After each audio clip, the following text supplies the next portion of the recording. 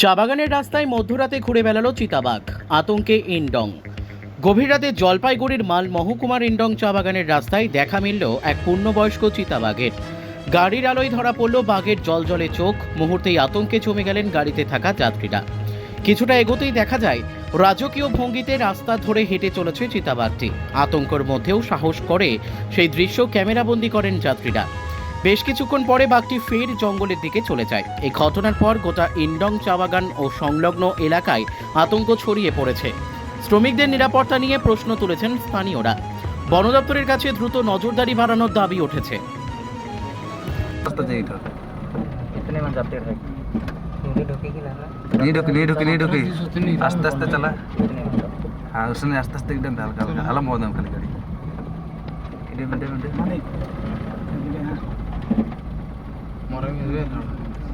और मजा जूम करूंगा ना और मजा जूम आस्ते में आस्ते में बोलो जन रास्ते में। ये तो बंगाल सफारी में आई है। हाँ हाँ कराने के लिए क्या है? हाँ।